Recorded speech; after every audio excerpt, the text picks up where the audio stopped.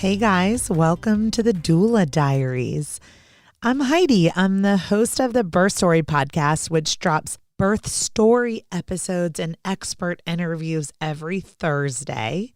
I'm also the author of the Birth Story Pregnancy Guidebook and Journal. It is everything, 529 pages of everything that you need to know to prepare for your birth. You can get that at birthstory.com. And I am also the content creator for Birth Story Academy, where you go for online learning from a virtual doula.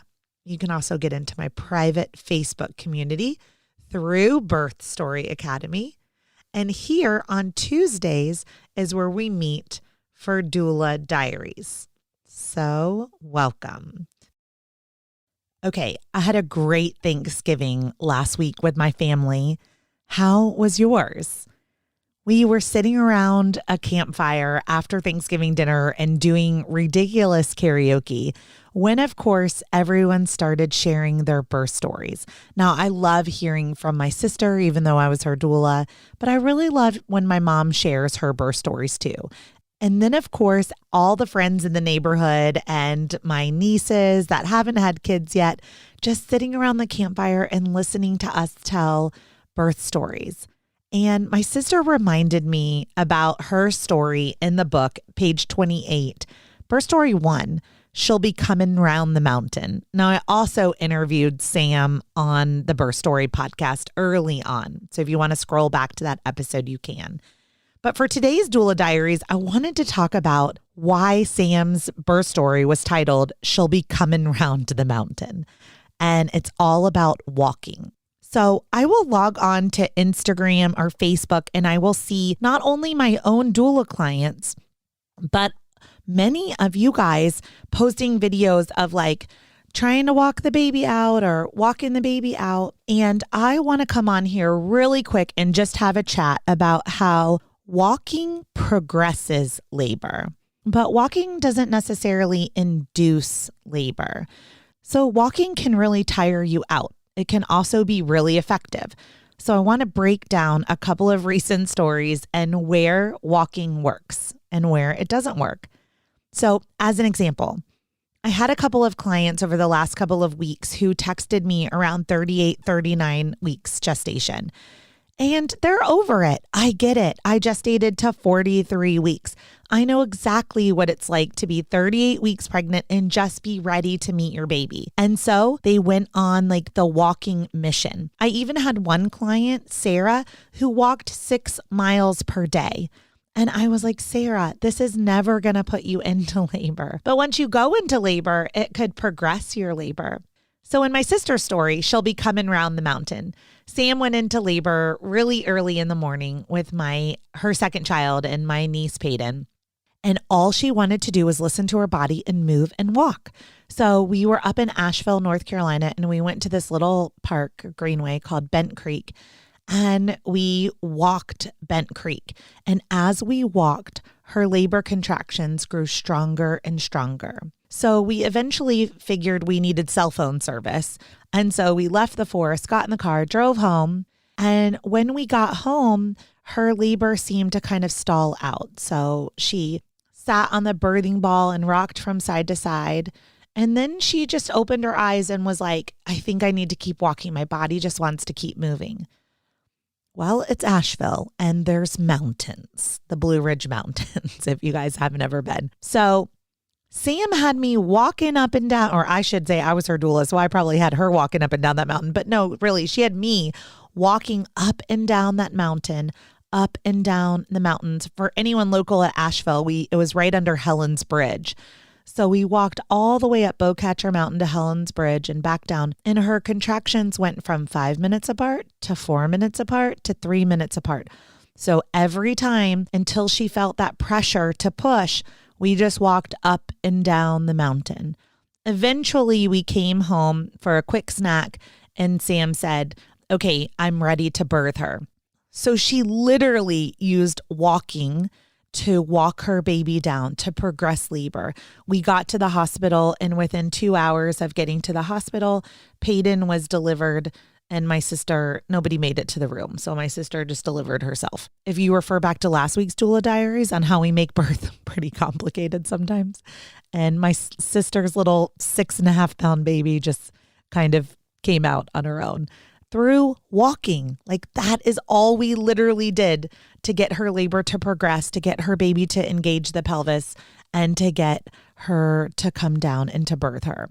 So that brings me to 2 weeks ago.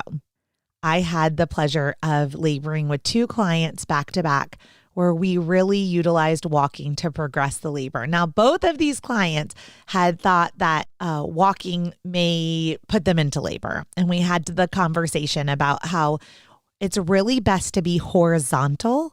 So just laying as long as possible when you are not in labor. And then when you're in early labor, the first thing I'll do as your doula is tell you, lay down, go to sleep, take a nap, turn the lights off, get primal, have sex, do nipple stimulation, all of those things.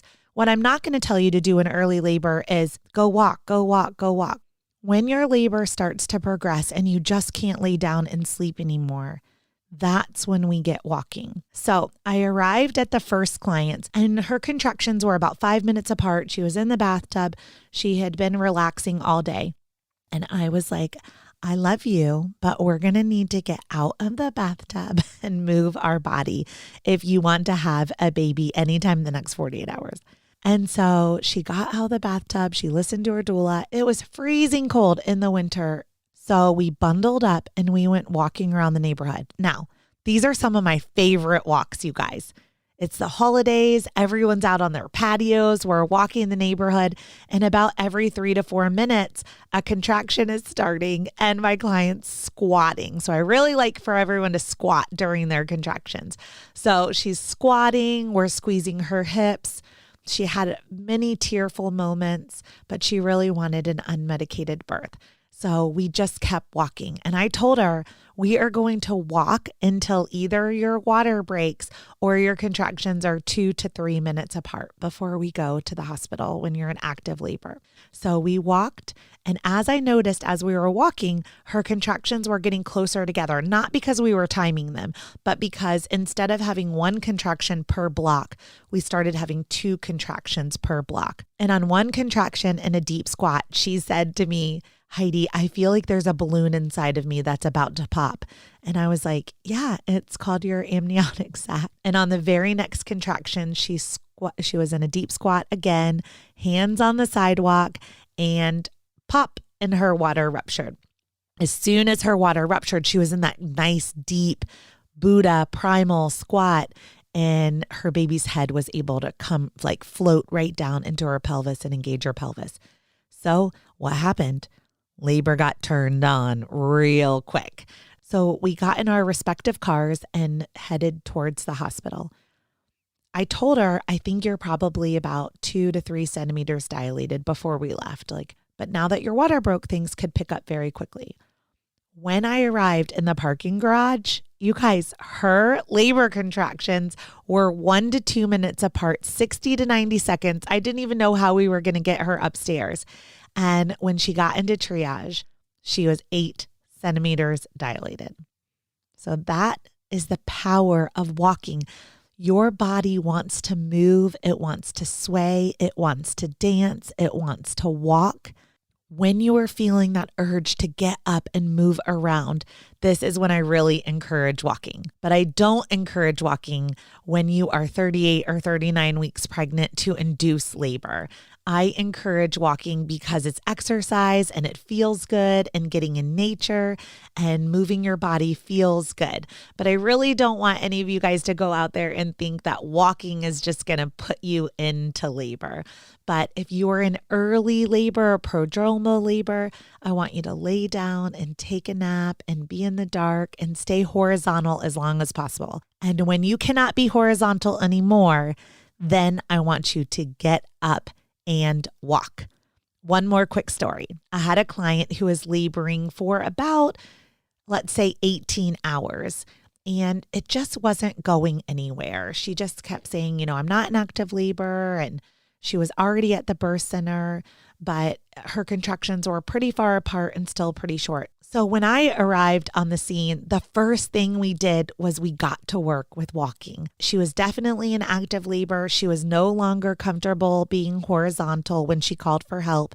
And so when I arrived, it was time to walk. So we left the birth center and we walked all around the birth center for probably about 2 hours. And again, when a contraction would hit, she would either fall into a deep squat or lean forward onto her partner while I squeezed her hips and did a double hip squeeze to make more room for the baby to rotate and come down. As we walked, her labor progressed. 17 years later, as I walk with my clients and we continue to walk and they continue to squat, labor progresses and it feels so good. The sensations of the contractions are much more manageable when you're moving and squatting and working through them. So this is my quick doula diary to share with you the powerful effectiveness of walking and how it progresses labor when you are in active labor. So once your contractions are less than 5 minutes apart, get walking. If you are anything before that, get horizontal. Okay, thanks for letting me interrupt this episode for just a quick minute with some reminders. 1, Birth Story Academy is launching on February 1st, 2022, but pre-sales start on December 1st, 2021. So if you are listening in that window, I am offering 50% off to my loyal podcast listeners with code BirthStoryPodcast. Second reminder, just click on birthstory.com, go to the workbook, type in your email address.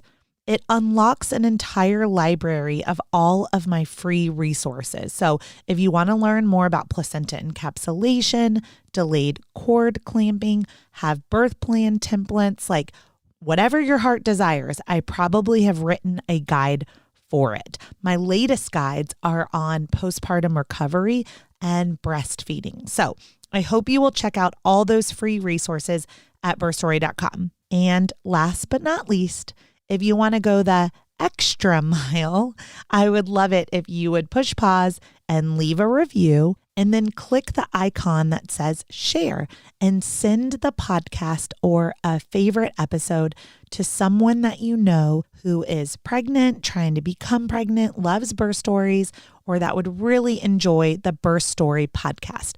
The only way people learn about this is through word of mouth and referral. So I love those reviews and those shares, and I appreciate you so much. So let's get back to this episode. Postcards from the womb, pregnancy week 7, from date of last menstrual period. Dear Mom, how is your Greek? I am officially an embryo, which is a Greek word meaning to grow inside of. Speaking of Greek, have you heard of a doula? It is also a Greek word meaning woman, servant, or caregiver. You deserve a doula. So let me plant that seed. My home is putting pressure on your bladder, and your body is trying to get rid of waste more quickly. So I know you are peeing every few minutes. Our friends and family may notice that you are glowing. Besides the fact that you are beautiful, your blood volume is increasing, giving you that extra shimmer. In fact, your blood volume will have the greatest increase over the first 12 weeks of my pregnancy. Mom, please don't feel guilty for one more second about your mood swings. Let's start off this pregnancy right and let go of the mom guilt that starts right here at the beginning. You are entitled to being a little up and a little down with your mood and attitude right now. You are growing me, and that means your hormones are raging. You are not responsible for the depression, random crying, and feelings of being completely overwhelmed. The hormones are to blame. Make sure to read my letters along with your birth partner. I'm here for you, Mom. Here is your pregnancy homework. Please drink half of your body weight in ounces of water each day. Example, if you weigh 150 pounds, you should be drinking at least 75 ounces of water each day and aim for 100 grams of protein. Do these two things, and I promise you, you will feel better and have a healthier pregnancy. Love me, your baby, aka Littlest Love. P.S. You are doing an awesome job.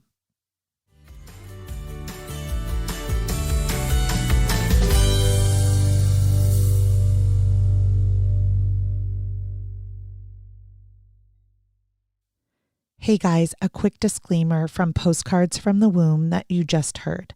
You may have noticed a couple of things. There was a wild generalization in the literary writing of Postcards from the Womb. And so I want to put out this disclaimer to acknowledge that this is not inclusive language. I am a supporter, an ally, and I'm adjacent to the LGBTQIA+ community. The language that I chose was based on a cisgendered heterosexual couple carrying a single fetus pregnancy that was conceived spontaneously after a last menstrual period. Now, how many people do we know that that's actually their story? Not that many. So I want you to know that if you are in a same-sex assigned at birth relationship, if you're in a same gendered relationship, if you are a single parent, if you struggled with fertility and didn't have a last menstrual period and utilized IVF or IUI for conception, whatever your story is, I see you and I don't want you to feel excluded. I wanted to make sure I let you know my reasoning behind the language that I used in Postcards from the Womb. I welcome your feedback at Birth Story Podcast on Instagram.